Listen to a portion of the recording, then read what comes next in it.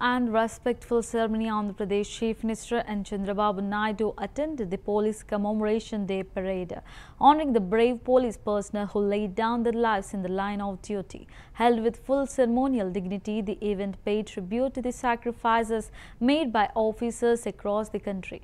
CM Naidu offered floral tributes and saluted the fallen heroes, reaffirming the government's commitment to strengthening law enforcement and ensuring the welfare of police families. His presence underscored the importance of remembering those who serve and protect, even at the cost of their lives.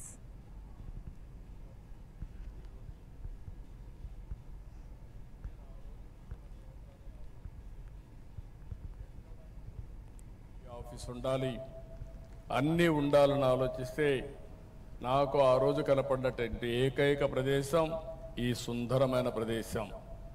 ఒక పక్క అడవులు, ఒక పక్క national highway, అటు విజయవాడ గుంటూరుకు main highway కింద ఆ రోజు ఆలోచిస్తే ఈరోజు భారతదేశంలో ఎక్కడా లేనటువంటి బ్రహ్మాండమైన ఆఫీసు ఈరోజు మనకుందంటే దీనికి నేను గర్వపడుతున్నా. పోయినసారి వచ్చినప్పుడు చూశాను, ఇక్కడ మెమోరియల్ తాత్కాలికంగా ఉంది.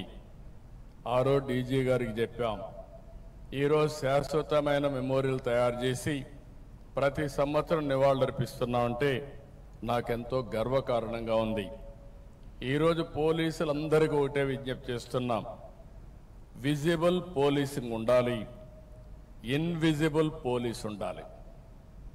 ఎప్పుడు కూడా సమర్థవంతంగా మనం పనిచేయాలంటే మనం కూడా ఎక్కడికక్కడ లేటెస్ట్ టెక్నాలజీ కానీ, ప్రజల మూడ్ కానీ,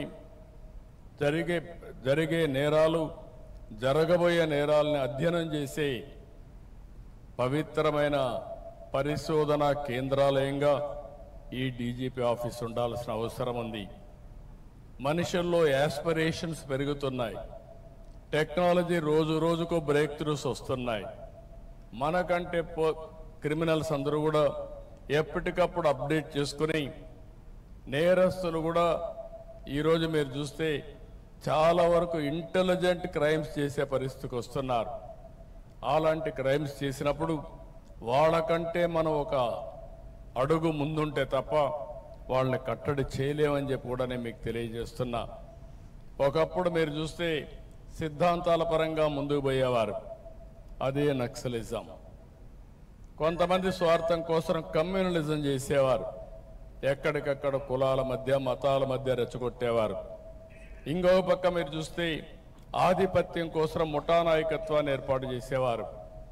ఇంకో పక్క డబ్బుల కోసం రౌడీజం చేసి అది ముఠాలుగా తయారై ఓసారి ఇంటర్నేషనల్ ముఠాలుగా కూడా తయారయ్యే పరిస్థితికి వచ్చారు.